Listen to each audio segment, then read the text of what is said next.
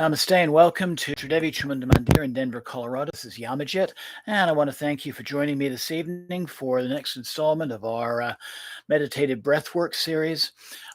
Tonight we're going to be doing one of my favorites, known as Kriya Kundalini Pranayama. And essentially we're going to go through the basics of the practice known as Kriya Yoga. Quick announcement, this coming Friday will be this month's Yoga Nidra meditation. And I actually got that put together this afternoon. I was going through some files on my hard drive and discovered a Yoga Nidra to the Tibetan goddess Tromanagmo that I had started to write several months ago, and for some reason or other never finished. Well, I found it, I finished it, and I think it's going to go very well for the beginning of this fall season. So I hope you'll join me 7 o'clock this coming Friday, either on YouTube, and you're always welcome to join me at my temple, 1260 South Xavier Street in Denver, Colorado. So Kriya Kundalini Pranayama is deep breathing. And while we're doing the deep breathing, we're also moving energy up the central channel of the spine, Shushumna Nadi, and back down again. And this is synchronized with the breath. And this is actually a very ancient practice, probably utilized for thousands of years, but it was made available to the general public beginning around 1860. And so I'm going to tell a little story about these three gurus. So I'm going to begin with the gentleman in the center. This is Lahiri Mashaya. And Lahiri was somebody who worked for the British-owned railway in India in the 19th century. He was an executive with one of the railway companies, and he lived in Varanasi, India. Unlike a lot of gurus of that time, he was a married householder with children.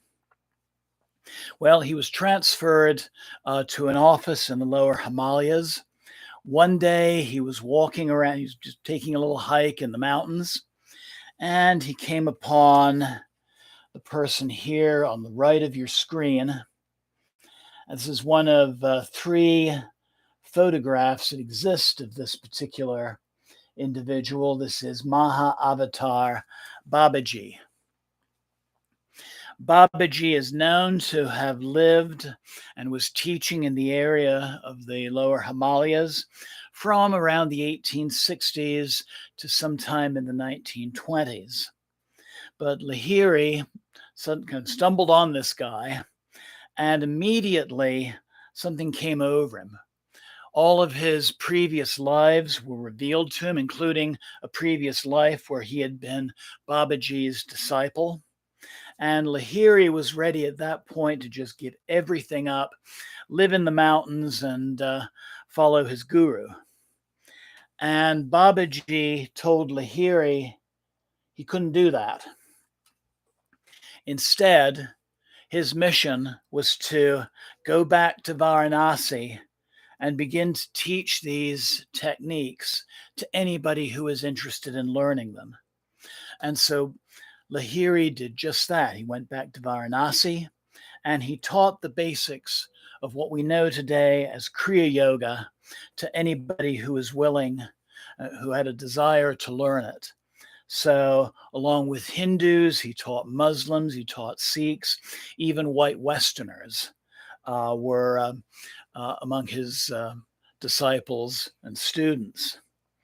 So Lahiri lived until the 1890s. I think he died in 1896.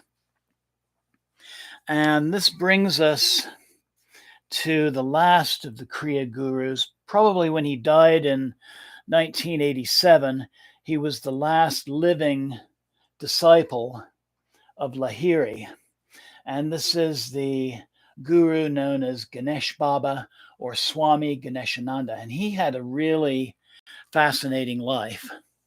So he was born to a wealthy family in Calcutta, today known as Kolkata. He and his family owned a chain of movie theaters in that part of India, West Bengal. Was quite wealthy. He was fascinated with all sorts of information that was coming in from around the world. He had a fascination with the new physics of Max Planck and Albert Einstein, and also the new psychology of Carl Jung. In fact, he was probably present when Carl Jung in the 1920s was a guest lecturer at the University of Calcutta. And these ideas of both quantum physics and analytical psychology were worked into his philosophies. So, as I said, he was this owner of this chain of movie theaters. When he was about 50 years old, so this would have been probably, again, around the maybe late 1920s. He's about 50 years old. He's sitting in his limousine with a driver in the front. He's stuck in a traffic jam, and even to this day, Kolkata, have been there, is famous for traffic jams. So he's sitting there, stuck in traffic, and all of a sudden he had this impulse come over him to open the door of the car, to step out, and just walk away. And he did just that. And he joined a group of sadhus, a denomination of sadhus called the Naga Babas. And he was active in this organization for the rest of his life. And then in the 1960s and 1970s, when all sorts of young Westerners were coming to India in search of enlightenment, he began to teach them. At that time, he was living in Varanasi, kind of similar to Lahiri. Something I forgot to mention about Ganesh Baba is he received a childhood initiation. He was probably about 3 years old from Lahiri, probably just right before the time that Lahiri died. And so he taught these young Westerners his own form of Kriya Yoga. Instead of using the typical spelling, which is Kriya, he respelled it Crea based on the term creativity or creation. And something else that he is most famous for is really defining the essentials of what Kriya Yoga was. There were all sorts of different forms of Kriya Yoga, and there are to this day. Part of the reason is Lahiri taught different variations of the technique to different people based on their personal and spiritual needs. And of course, those individuals went on and taught what they learned to others. And also, there are descendants of Lahiri today who are teaching students Kriya Yoga. But Ganesh Baba really broke down the essentials that we're going to be practicing tonight into four different aspects, four different parts. He called them the 4 P's. So the first one is posture. So it's sitting in that traditional meditative posture with the spine straight so that the breath can be full and that also energy can move freely up and down the central channel. The second part was pranayam, and that's the form of pranayam breathing that we're going to be practicing tonight. The variation I'm going to teach you is as you inhale through the nose, you're pulling energy down from the crown of the head down to the root, the base chakra, located at the base of the spine and also the perineal area. And then when you exhale, you're moving that energy upwards. So as you're breathing in, pulling the energy down, it's a cold or cool energy. And as you're exhaling, that energy is moving up from the root through the crown, and it's a warmer energy. And you'll notice that sensation. If you don't feel that energy right away, just do your best to try and visualize it and imagine it. And with practice, you will come to feel it. So that's the second P, pranayam, Kriya Kundalini pranayam, also known sometimes as circular breathing or spinal breathing. Sometimes it's called magnetizing the spine. The third aspect of Kriya Yoga is called pinealization. You're focusing on your third eye chakra. So behind your closed eyes, you're gently turning your gaze upwards towards your third eye. And when you do that, you'll see kind of a light effect. And this can vary with the individual. So sometimes you will just see a circle of kind of golden light in this area. Sometimes it'll be like kind of a golden donut, so a circle with a dark center to it. Sometimes you might even notice a little star, a little point of light in the center of that.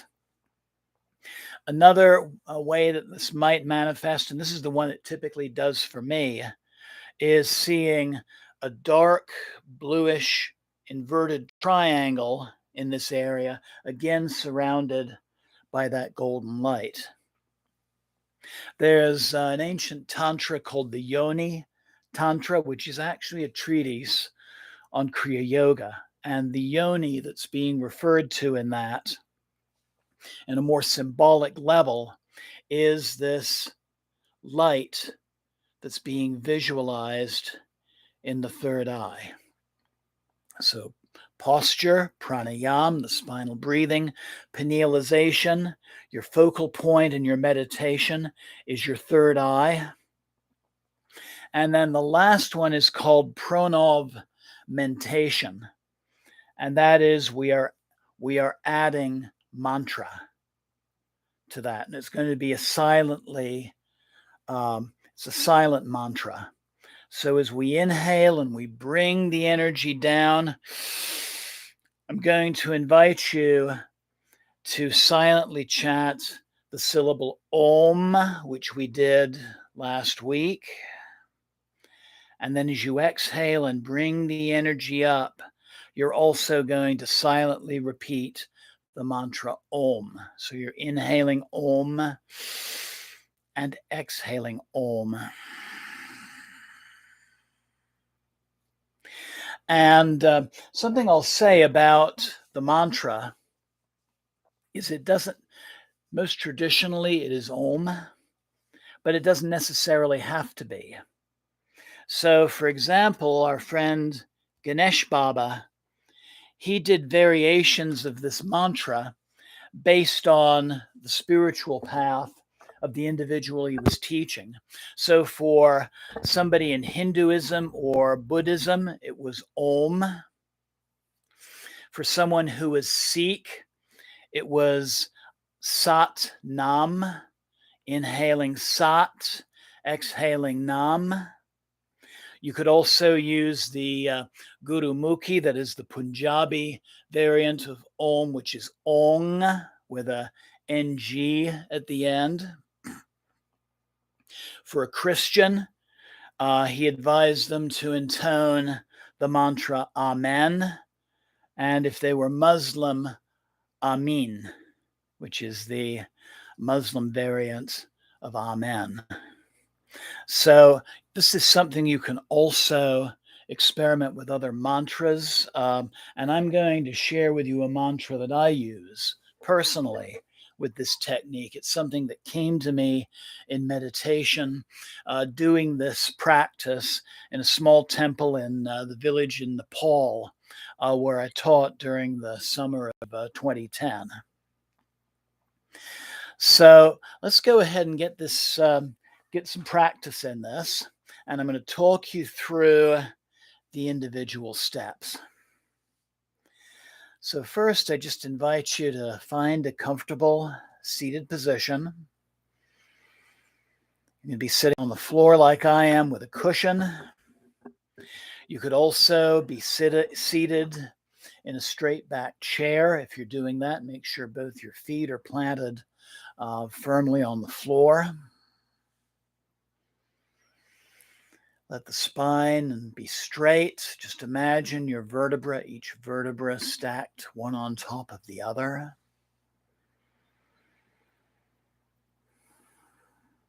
Maybe roll the shoulders back to open the chest so you can bring in even more of a full breath.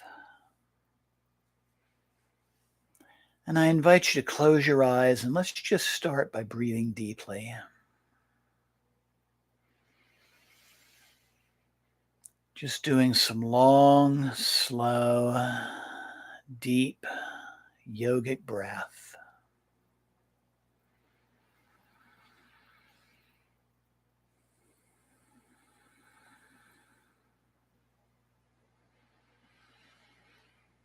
Taking a moment to ground and to center.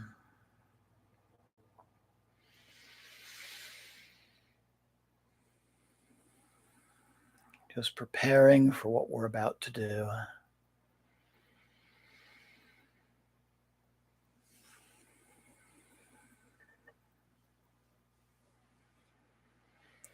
You can have your hands resting comfortably upon your knees. You can try with palms down, or you can have your palms up. Maybe doing a favorite mudra like Gayam Mudra, Wisdom Mudra.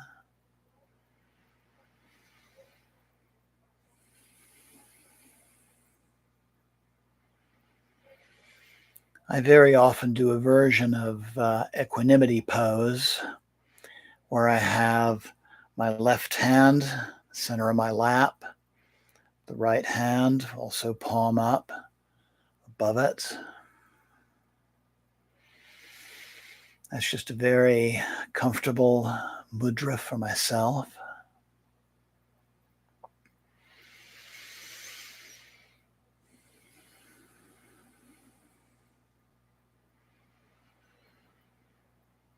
So now as you breathe,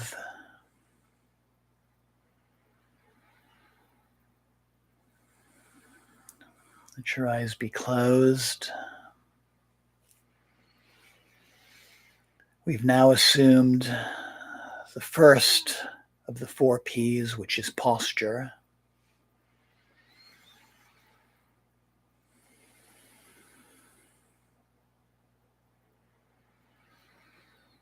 And then I invite you to begin to visualize the central channel, this energy channel that goes from your root chakra through the crown.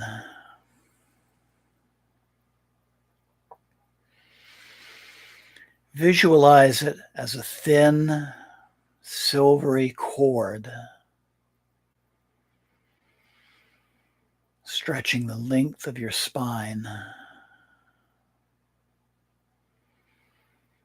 from root to crown and from crown to root.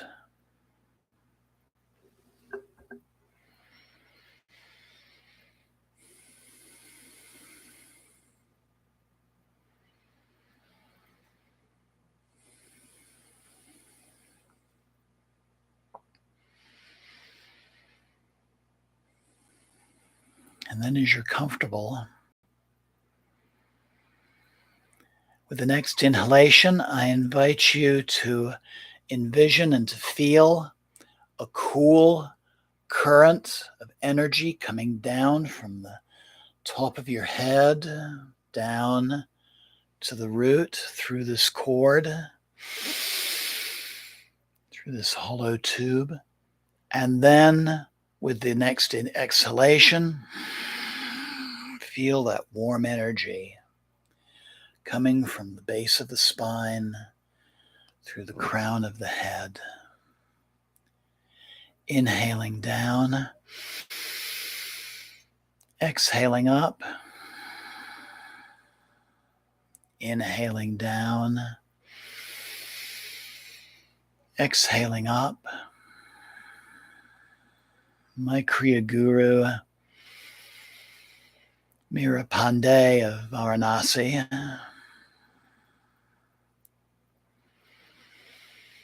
said to imagine that as you're inhaling, feel that you're bringing in the energetic gift from the divine down through that central channel. And then as you're exhaling, feel your own energy as a gift to the divine being sent up through you to the divine. So it's this equal exchange of receiving energy from the divine and giving energy to the divine.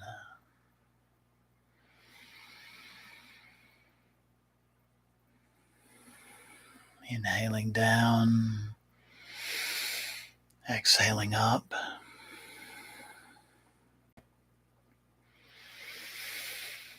And just practicing that for a few rounds.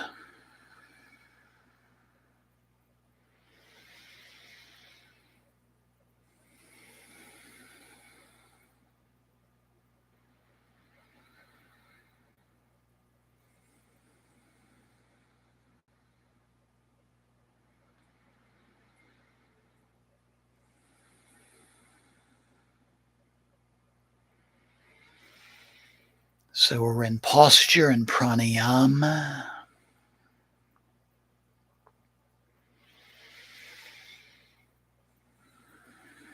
And now I invite you, behind your closed eyes, to turn your gaze just gently upwards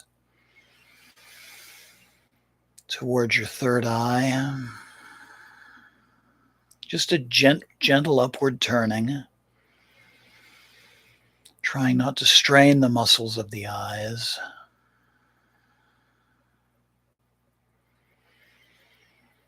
And just visualizing whatever light effect that you happen to notice.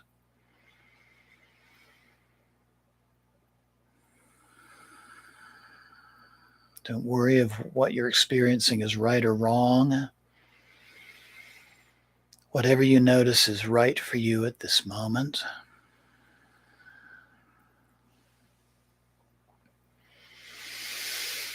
So we're in posture, we're engaging in pranayama.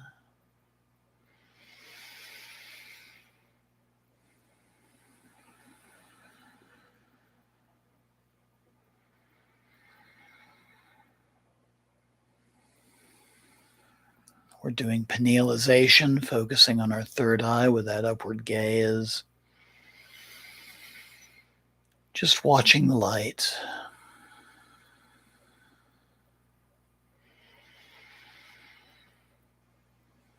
And finally, we're going to add the fourth aspect, the fourth stage, pranavmentation. As you inhale, I invite you to silently chant Om. And as you exhale, chant Om. Inhaling Om. Exhaling Om. And so we're just going to practice all four stages together for about the next 5 minutes.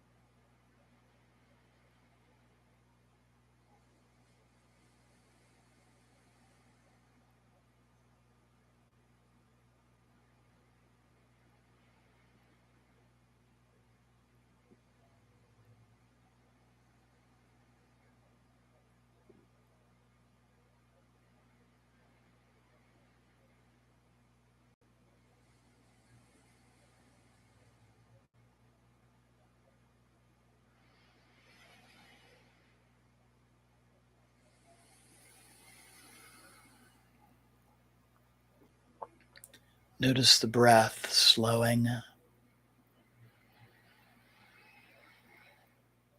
focusing on the movement of energy,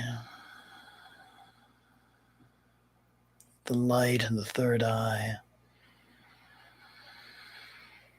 and the accompanying mantra.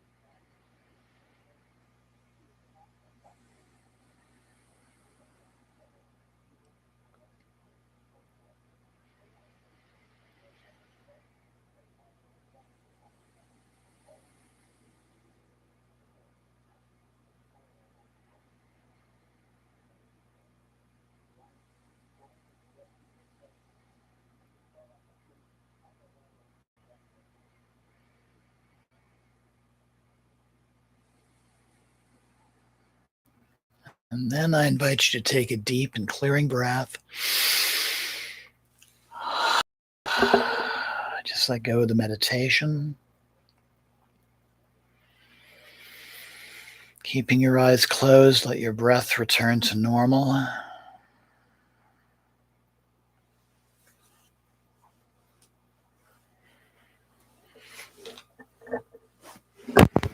And just rest in a place of stillness and silence.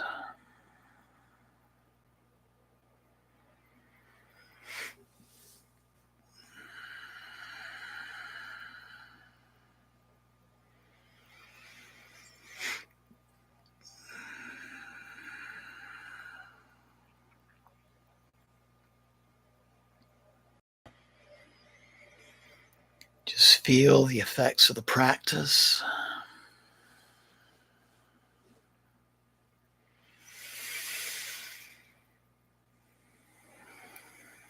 Maybe notice how different you're feeling from when you began the exercise.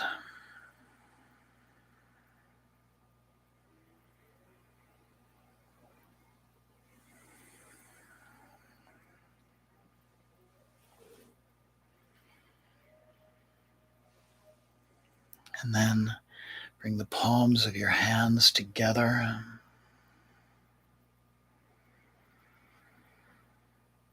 It's your heart center.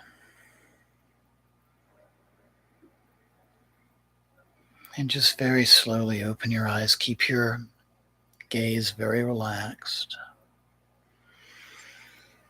Namaste. Blessings always.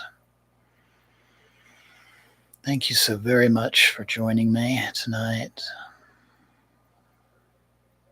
Jima.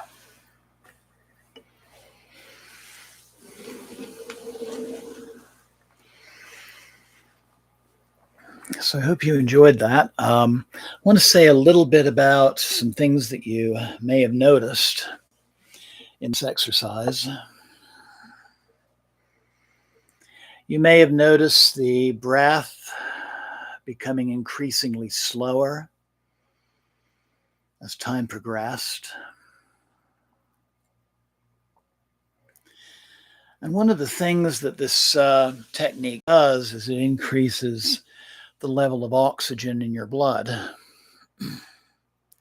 So with that slowing of the breath, you may actually come to a place that's known as the breathless state, where you're not inhaling, you're not exhaling, you're just still for a time. And that's a good indication that you're doing this technique right.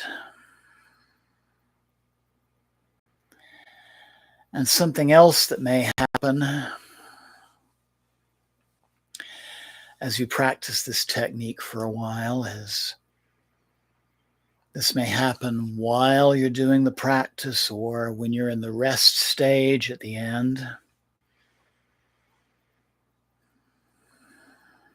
You actually enter the Turiya state, what's called the God state,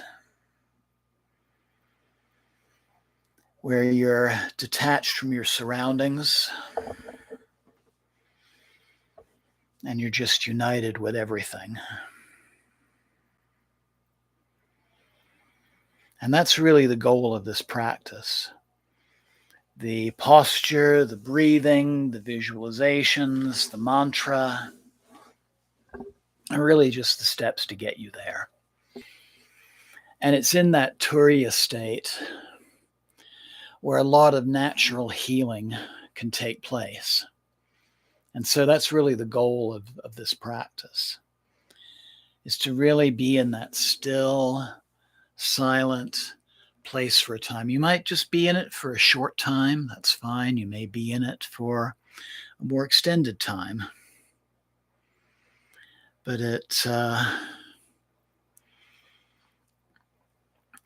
I'm very relaxed from doing the short practice myself right now. But again, that's the goal of the practice. A lot of wonderful healing can take place there. Body, mind, and spirit. So something else you might have noticed while doing the breathing is I taught you when you're inhaling, bringing the energy down. You're exhaling, bringing the energy up. There are variations of this technique where that is reversed. So when you're inhaling, the energy is going up. You're exhaling, the energy is coming down. And while you did this, you may notice just a natural reversal. Just automatically, you're doing the reverse of what you were originally starting out with. And that's fine if that happens. And also, if it feels more natural to do it the other way, inhaling up, exhaling down, by all means, do it that way. Maybe experiment with both approaches. There's, again, not necessarily one is not really better for the other. Really, I think the best variation is what works for you, what really helps you to get into that deep meditative state. So I mentioned using the mantra Om. You could also experiment with using other single syllable or bij mantras, maybe one associated with a deity that you're particularly close to. So, like Gam for Ganesha, for example, or this is more of a two-syllable mantra, Hari for Vishnu or Krishna, or Hara for Shiva. And one that I do very often, being a devotee of the Divine Mother, is Jai Ma. Inhaling J for myself is bringing the energy down, and exhaling Ma, bringing the energy up. This is something, like I said, that came to me meditating in this little village temple in Nepal, and I've used it ever since. For the last 13 years, it's been a very important part of this practice for me. So again, it's a technique I invite you to practice. We did a basic 5-minute meditation, not counting me talking you through the steps. And 5 minutes is a good start. And then increasing the time as you become more comfortable with it. So 5 to 10 to 15 to 20 minutes, 30 minutes. You could even use a mala and work your way up to, maybe start out with a small wrist mala of 27, to a half mala to a third mala of 36 beads, to a half mala of 54, and work your way up to a full mala of 108. And then go into that rest state when you reach that last bead. That's something else you can try. So I invite you to try this. As questions come up, or if there are experiences you'd like to share, please feel free to email me at omcdevi@gmail.com. AUMC as in cat, Devi, DEVI, @gmail.com. And something else that I'm going to invite you to think about is, if you would like to learn the variation of Kriya Yoga that I was taught in India. It's something that I don't teach via broadcast. It's something that I teach individuals or small groups personally. But I have done in the past is taught it somebody long distance via Zoom. And so that would definitely be an option, or you'd be welcome to join me here in my temple if you're local here in Denver. Either approach would work. But if you're interested in maybe learning that, please drop me an email, and we can exchange some emails and do some one-on-one work, either in person or on Zoom. So if you're interested in learning the variation that I learned, very powerful. There's even a puja form of puja that goes with it. I would be very happy to share that with you. So next week, we're going to do another variation of this same technique called Hamsa meditation. And it really is a form of Kriya. And so this will be another opportunity to practice this technique next week, and with a somewhat different mantra. And there'll be some scriptural basis to this that I'll be sharing with you. So thank you very much, especially to Kim and to Jay Alexander, who joined me this evening, and anybody else who's joining me live now, and anybody who may be watching the recording at some later time. You're also welcome to replay the recording of this broadcast to have the guidance to this meditation as you're learning it. And I look forward to you joining me Friday for our monthly Yoga Nidra meditation, where this will be another deity based Yoga Nidra, something I haven't done for a few months, and look forward to sharing with you. So until then, have a wonderful night, and thank you again. And once again, namaste and Jema. And just one other thing. As you practice this technique, just notice the subtle changes. Maybe being more relaxed, maybe flashes of insight, maybe handling a situation a little bit differently than you would before. But just appreciate those little signs that you're being purified by this technique. So again, namaste, and thank you.